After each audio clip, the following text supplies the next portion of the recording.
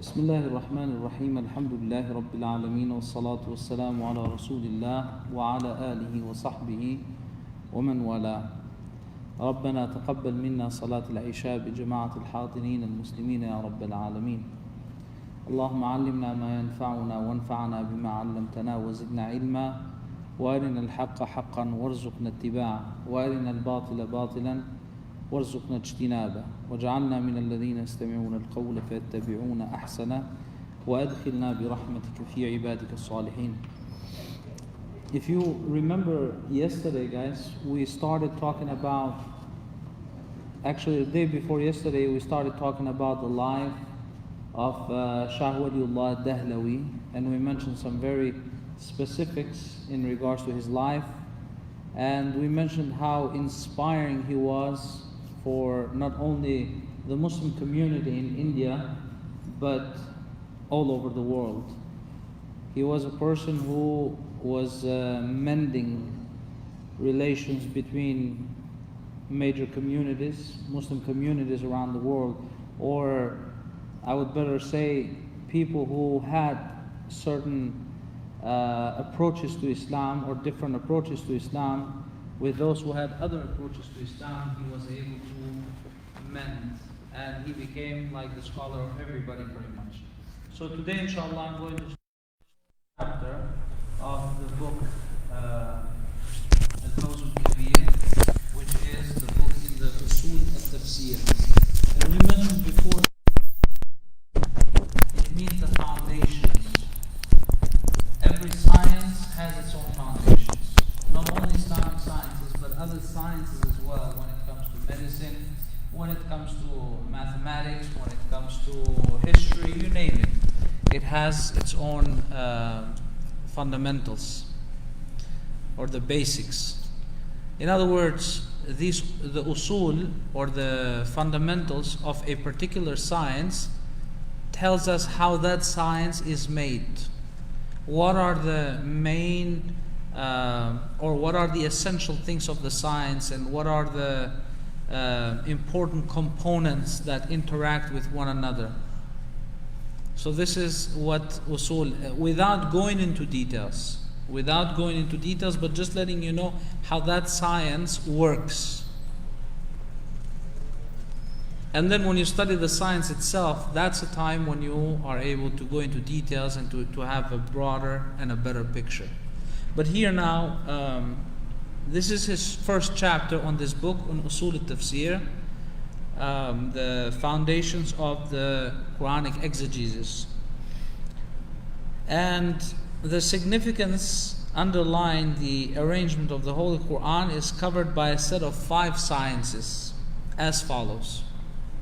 So he says there are 5 sciences when it comes to the arrangement of the Holy Quran. These are 5 important things that you will be able to see everywhere throughout the Quran. And the first thing he says, it is the science that deals with the verses of ahkam, ayatul ahkam. The verses of the ruling, where injunctions are being mentioned. For example, Allah subhanahu wa ta'ala says, وَأَتِمُّ الْحَجَّ وَالْعُمْرَةَ لِلَّهِ, where he talks about performance or completion of the Hajj and Umrah for the sake of Allah subhanahu wa ta'ala. Or he says, for example, يَا أَيُّهَا الَّذِينَ آمَنُوا كُتِبَ عَلَيْكُمُ الصِّيَامُ, the verse where fasting becomes mandatory. So that is the ruling right there, injunctions.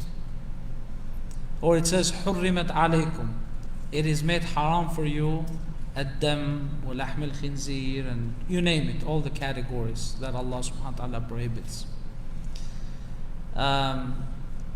أُحِلَّتْ لَكُمْ, it is made permissible for you this and that, and it has the categories as well. And there are so many verses in the Quran. Again, we're not going into specifics, but we're just mentioning as a first science is the science that deals with the injunctions in the Quran. And there are many other things besides halal and haram. You have mubah, something that it is okay, not highly recommended, not highly recommend, but it is permissible. You want to do it, fine. You don't want to do it, that's okay too. Or there are certain things that you're not going to get any rewards by doing them. But at the same time, no sin. Or you have something considered to be like makruh. And we are familiar because we talked in the fiqh, when we took the fiqh class, we talked about these important aspects of these rulings. So again, in the Quran you will be able to find all of these categories through different verses. The second science that the Quran deals with, or the verses they will fall under that category, is the science of polemy or the disputation, mukhasima. Now this is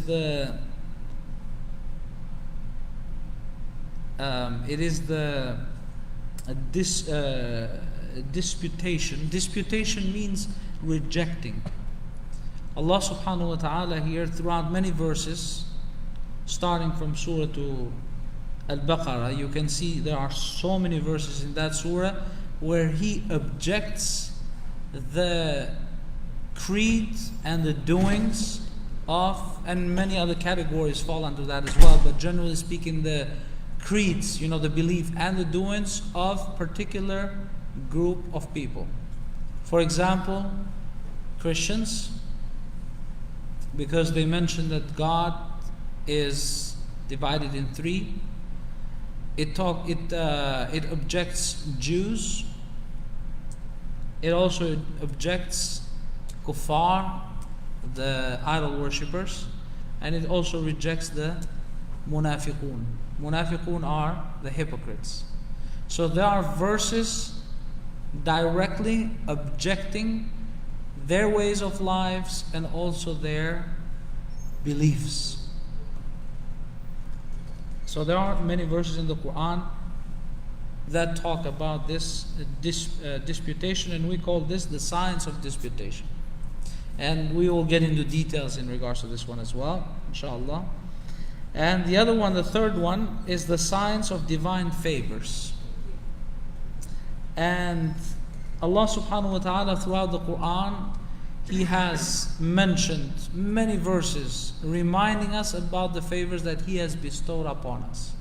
For example, وَسَخَّرَ لَكُمُ الشَّمْسَ وَالْقَمَرَ وَاللَّيْلَ وَالنَّهَارَ. So وَسَخَّرَ لَكُمُ الشَّمْسَ وَسَخَّرَ لَكُمُ اللَّيْلَ وَالنَّهَارَ وَآتَاكُم مِّن كُلِّ مَا سَأَلْتُمُوهُ. And He has given you, He has subdued for you the sun and the moon. Because the sun, we benefit from the sun. The earth benefits from the sun. But we also benefit from the moon as well. We benefit from the day. We benefit from the night. وَآتَاكُم مِّن كُلِّ مَا سَأَلْتُمُوهُ. And He has given you whatever you have asked for. وَإِن تَعُدُّوا نِعْمَةَ اللَّهِ لَا تُحْصُوهَا. And if you are about to count the blessings of God that He has bestowed upon you, you won't be able to do so. So there are so many verses that talk about Allah subhanahu wa ta'ala wants to attract the human's attention to recognize all of these blessings that He has given. So that's the third science, the science of the favors that Allah has bestowed upon the people, or we call these the divine favors. Fada'il.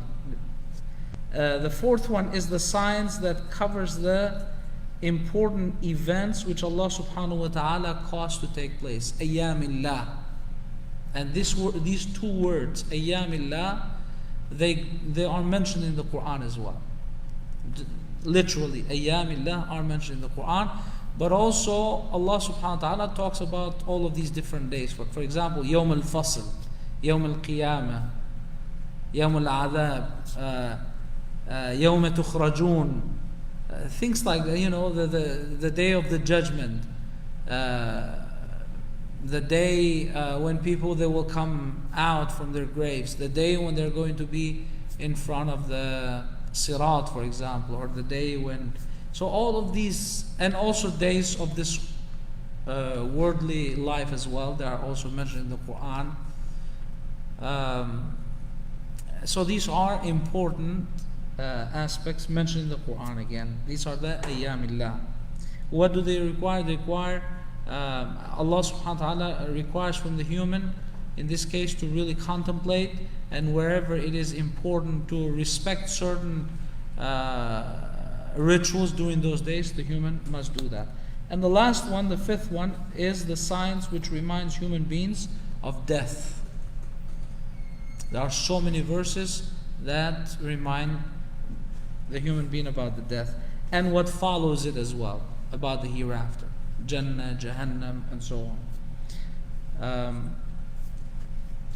This is, like I said, especially in the last juz and the juz before that and the juz before that, the last ajza, parts of the Quran, they talk in details about these things concerning death and concerning the life in the hereafter. Many other surahs like Baqarah and others, they have different themes, where the main theme is, about rules and regulations, society, and so on. So anyways, these are the 5 sciences. Again, I'll just wrap them up again. The science of the ahkam, the rulings in the Quran. Number 2, the science of polemy, which is the disputation, makhasima. Number 3, the science of divine favors that Allah has given to the humans.